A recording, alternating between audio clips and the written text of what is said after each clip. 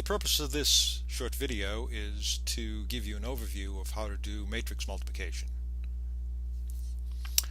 First time you see matrix multiplication might look kind of strange and not what you'd expect, but believe me, it makes sense.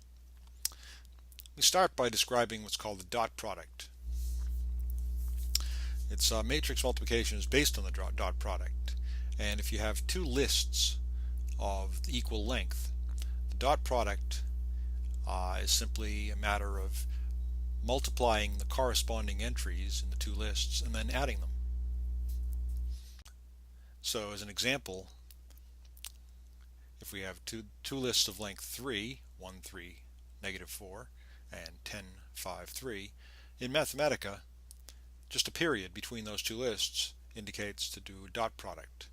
So evaluate that expression and you get 1 times 10 plus 3 times 5, that's 15 so far. But then, no, that's 25, sorry, that's 25. Then times negative 4 plus times 3, which is negative 12. Add that to 25 and you get 13.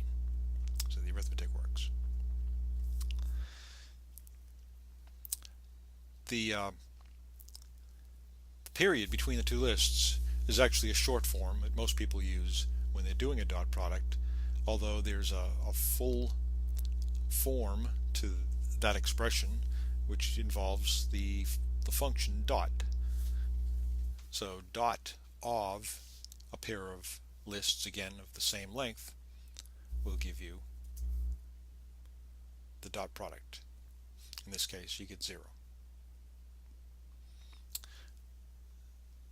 If you give the dot function a pair of lists of different length, you normally will get a message, an error message, indicating that there's incompatible lengths on these lists. These two lists here, it's length 3 and length 4. And the output is actually just the dot expression that you input. And more often than not in Mathematica, if you get an output that matches the input, something's wrong. Not always, but frequently. You don't have to just use numbers. Here's the dot product of a list of length 4, a list of 4 numbers, and then a list of 4 symbols, A1 through A4. And you get an algebraic expression. And you can even take the dot product of that list of 4 symbols with itself, which gives you the sum of the squares. Okay, so that's the way the dot product works. It's pretty straightforward. Now on to matrix multiplication. Okay, start with an example.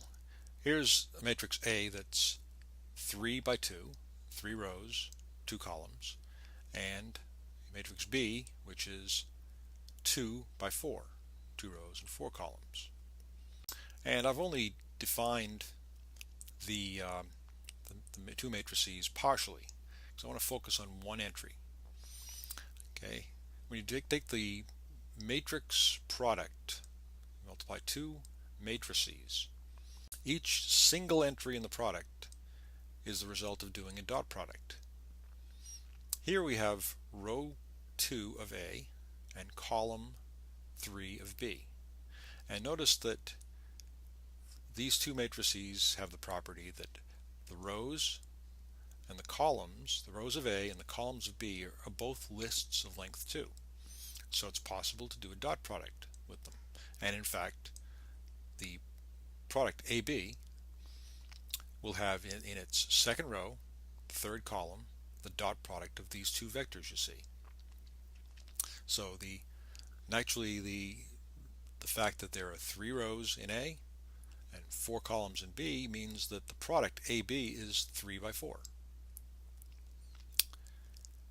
So computing that single entry in AB, one of the 12 entries, one of the 12 entries in AB involves computing the dot product. 5 times 7 is 35 plus negative 3 times 2. Okay, so it's negative 6. So 35 minus 6, or 29. So one of the entries is 29. And doing a matrix product, you can see, can take quite a few calculations, and it is a matter of just computing all those dot products.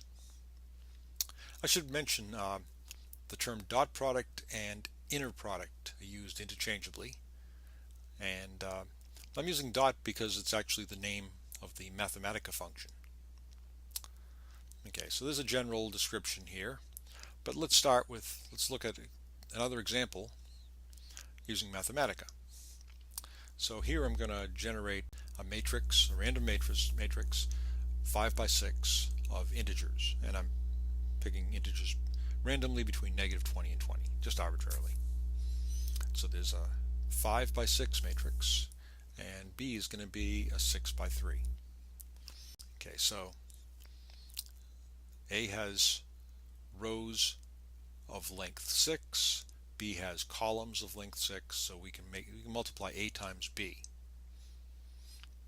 And the result is going to be a matrix that's 5 by 3, because there are 5 ways of picking a row from A and 3 a column from C. So 15 entries.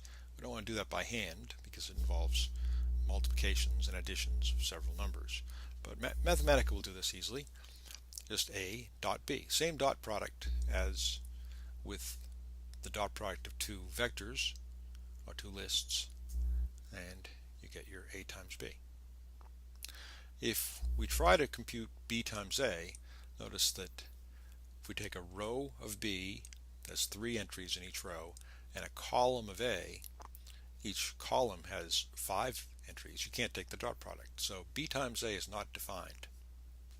If we try to evaluate it, you get the same kind of message as we had above with the dot product of two lists. We're told that they have incompatible shapes.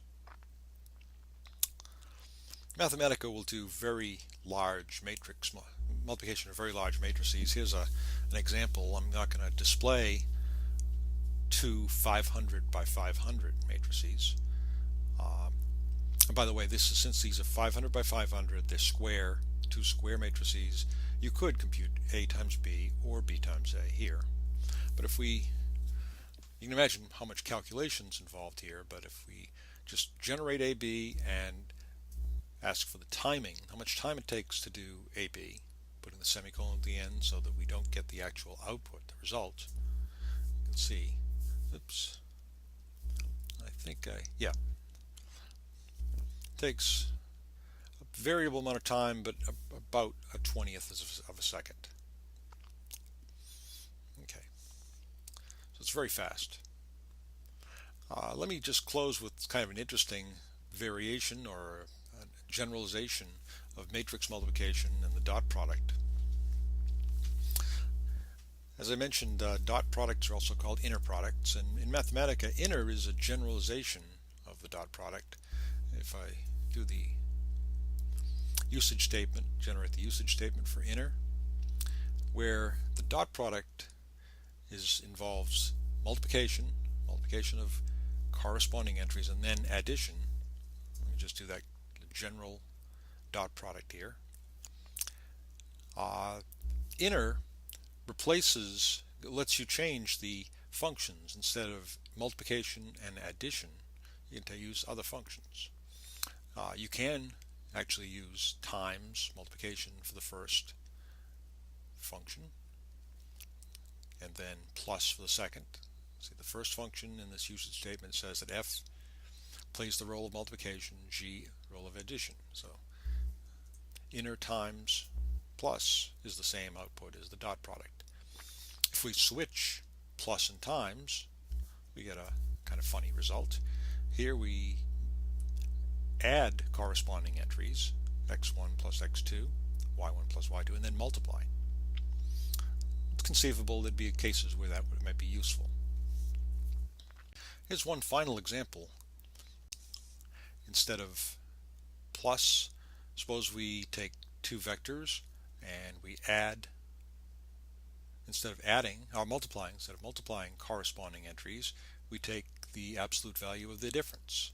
Okay, so this little function here will take the absolute value of the difference between corresponding entries, and then after you do that, you take the maximum. So inner, this inner, again, for applying it to the vector, the two lists of length 2, x1, y1, and x2, y2, we get the maximum of the absolute value of the differences. So here's an example if we took the same thing with